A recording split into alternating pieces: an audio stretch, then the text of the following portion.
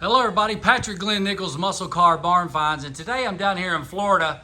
I come down here for a client to inspect a 1970 Chevelle LS6 for my possible endorsement, and the car will receive my endorsement. This car does have a numbers matching legitimate Atlanta stamp engine. The transmission has been changed from automatic to 4-speed, but this is an original 410 CRW rear axle car. There has been some upgrades and changes normally there is with these cars that are 52 years old. There is some reproduction parts, which is very common, but what I try to do here is what we do with these walk around videos is create a permanent record with this car and this legitimate VIN number that can be reviewed for years and years and years to come. So a guy can look back on this video and answer many questions. So certain things that I might not be able to even address, but it will be in this video. So one day somebody may ask, I wonder if the car had original bucket seats or reproduction recovered seats back when Patrick inspected the car in July 2022. Well, you can always go back and check this video and answer lots of questions like that.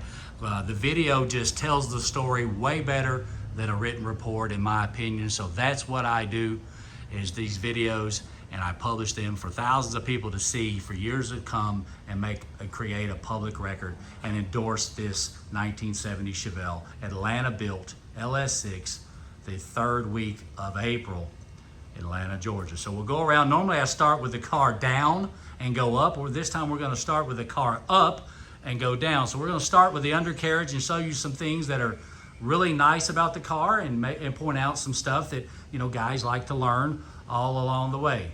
So really nice set of exhaust on the car, 2.5, which is correct to the muffler, and 2-inch out the back with the resonators.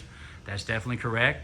We have a reproduction rear SS bumper pad, which is very common on these cars. The frame on the car is really nice, and the CRW rear axle, as you can see right here, is really nice. This car doesn't appear to have had very much rust at all in its life. It does have quarter panels. It appears to have both quarter panels, in my opinion. The seams to where the quarter panels have been welded on or been polished or sanded away. But as far as the paint is concerned and body, it's really slick, really nice car. So let's start and go under the undercarriage to begin with. You can see the F41 suspension with the correct F41.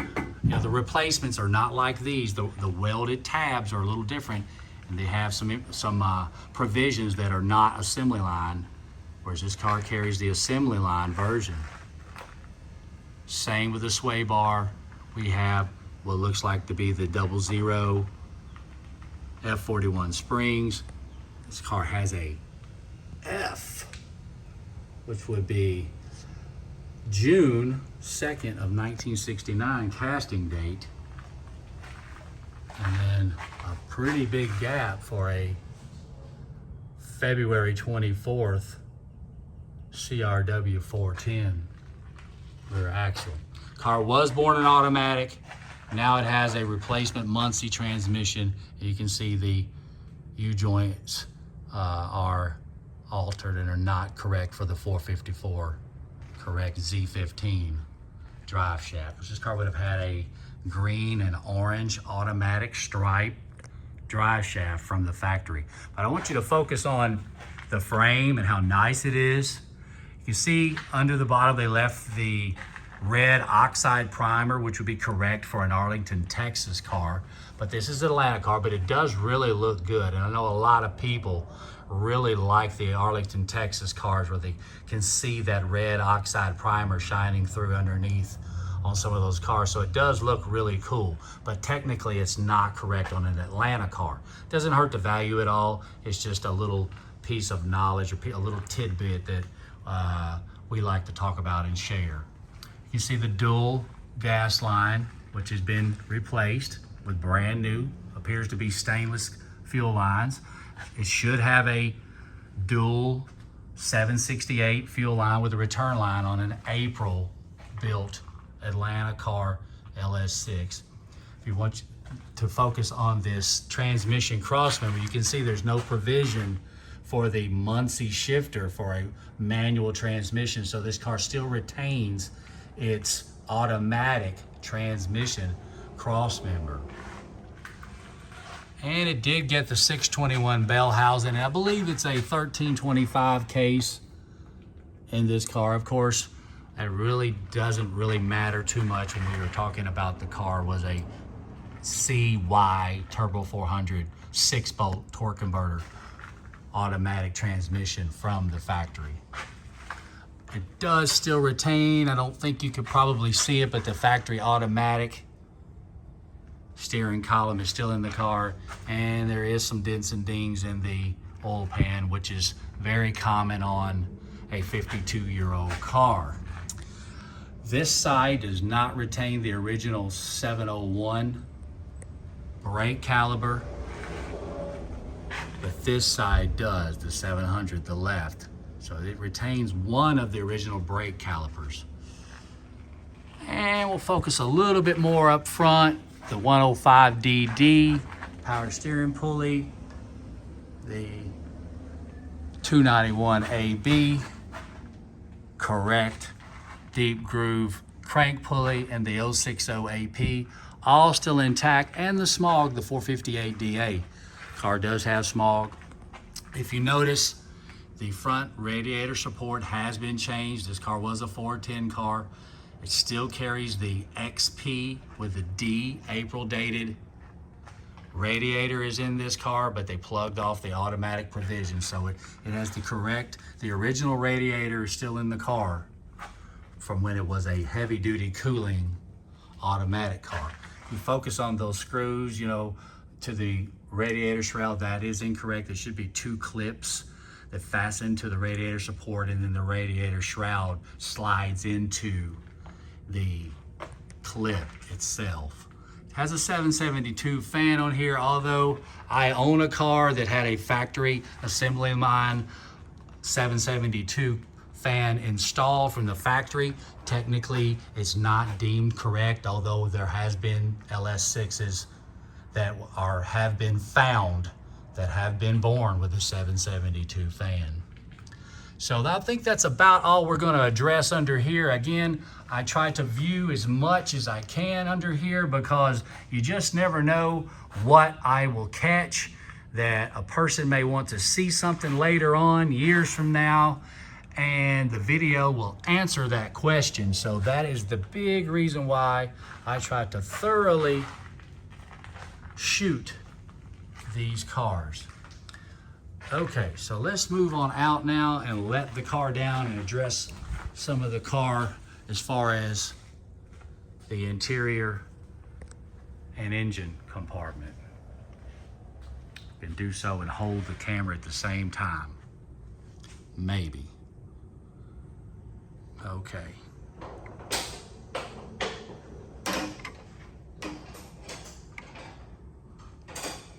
Possibly. I doubt I can do it and hold it at the same time.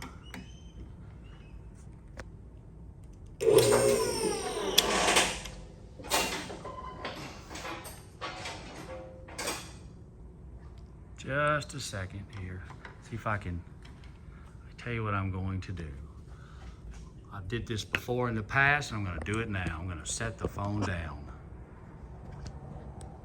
Just a second.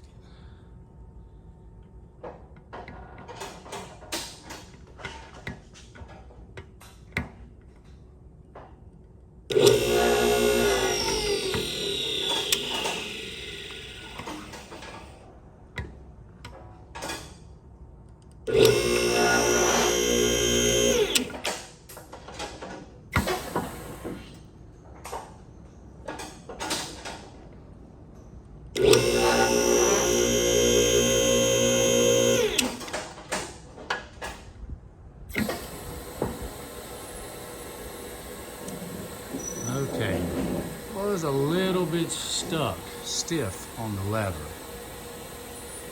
but we got it.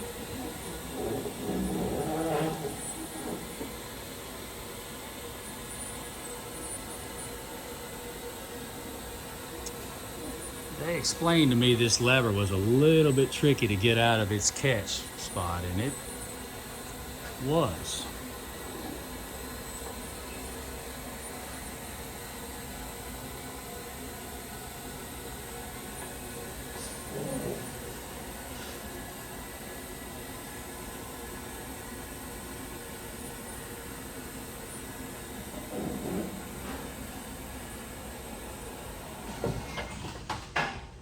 Okay, well, it's better to do it that way than to shoot a whole other video. So here we are.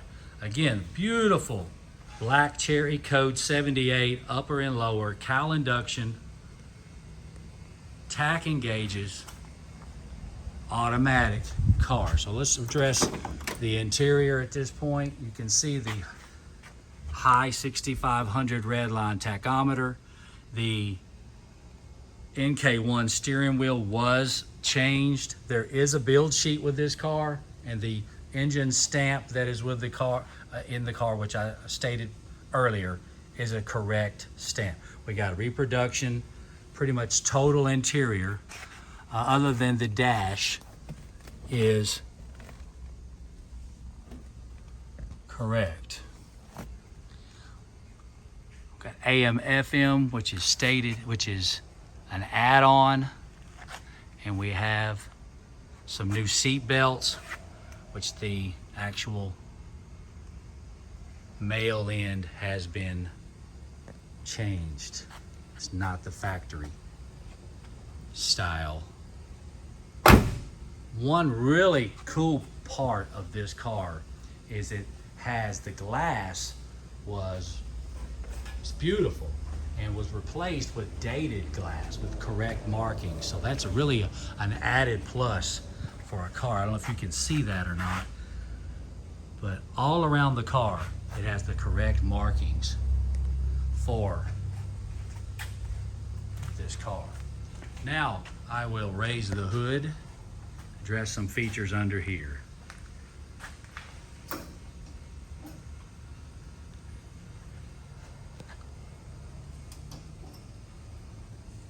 Got some reproduction hood pin cables and hood pin plates.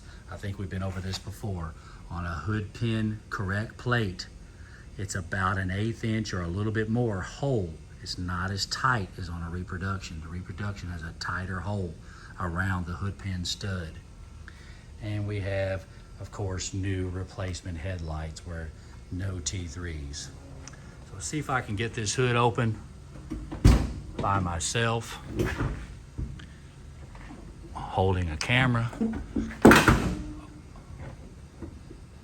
And I did have in the past. And here we go. So, main thing is to get a good shot of what we have under here. Again, we have a replacement. The radiator support has been replaced.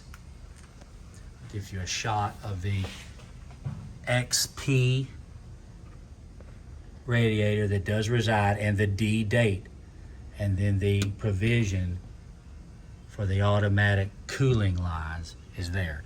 So that radiator was born in this car.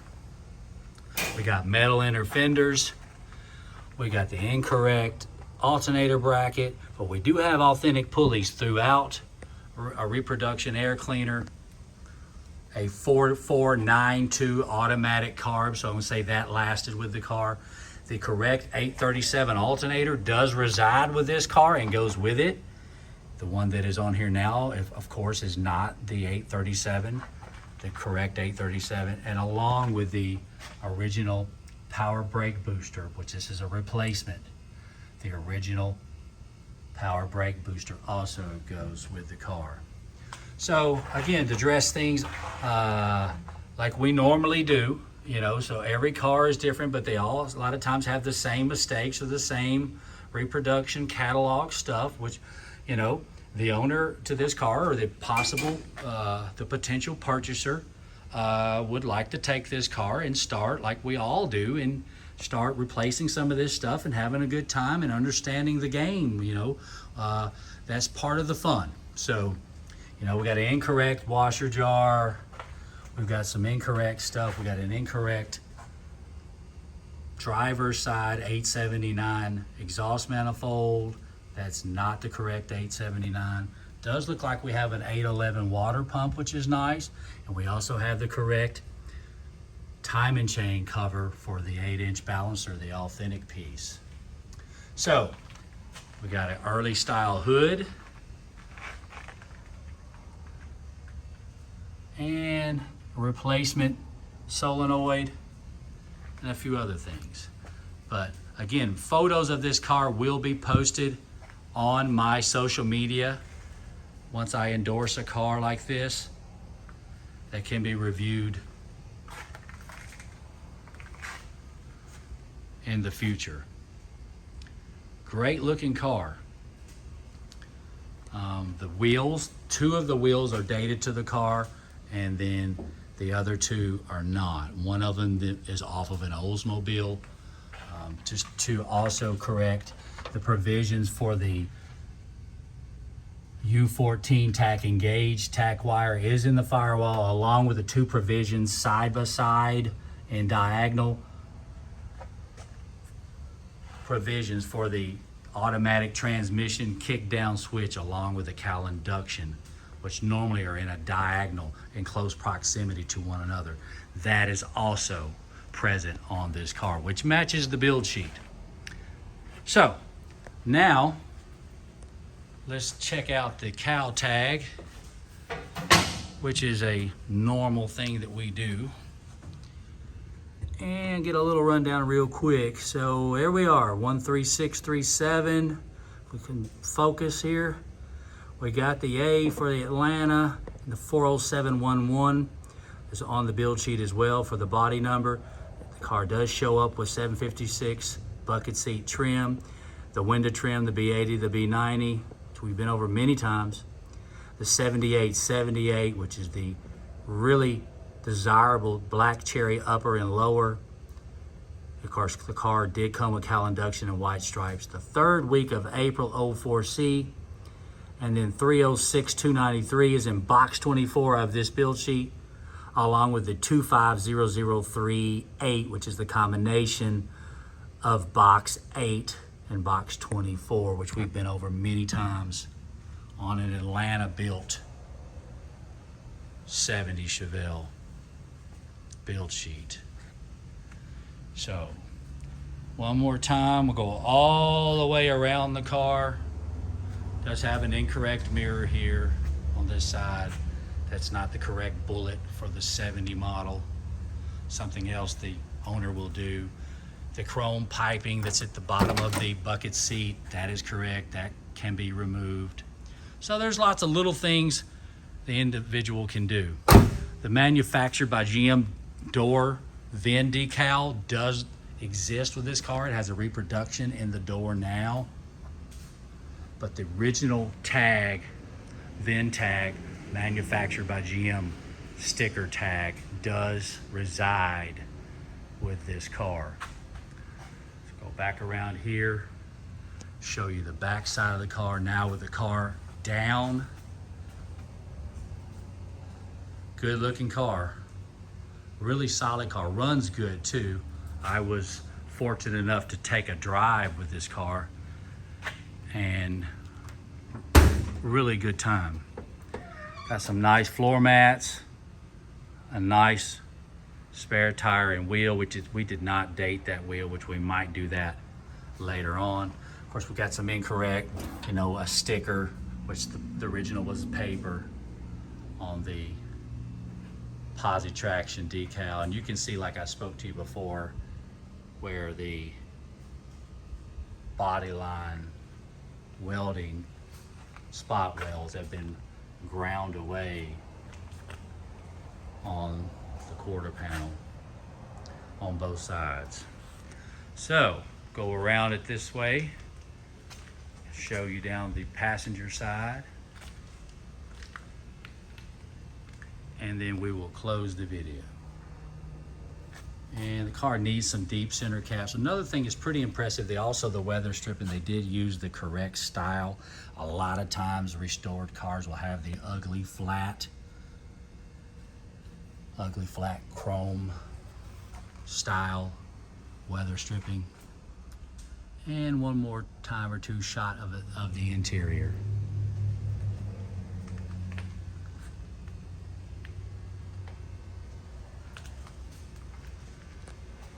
Really nice car. 70 Chevelle SS454 will receive my endorsement and into the National Registry, which has already been entered into the National Registry. And now it will receive my endorsement as well, and I will publish this video for enthusiasts to review in this car from now on into the future. And I can show you real quick the reproduction tag, which is not real close to an original, but it's there for those purposes, because a lot of guys like for it to appear like it did originally, although it's not the original decal. Okay, I'm Patrick Glenn Nichols. I hope you enjoyed the video down here in Florida of my endorsement of this 1970 Chevelle LS6. This is what I do. If you are purchasing a car, I do not recommend you making a purchase of an expensive car, especially a 70 LS6, without contacting me for professional inspection pre-purchase. I also can do it if you've owned the car many years as well. If you're interested in my endorsement, you may reach out to me at pnichols26@Yahoo or Patrick Glenn Nichols Muscle Car Barn Finds on Facebook and YouTube. Please like, share, subscribe, comment. I really appreciate all of the input and participation on my channel. Thank you very much. More videos on the way.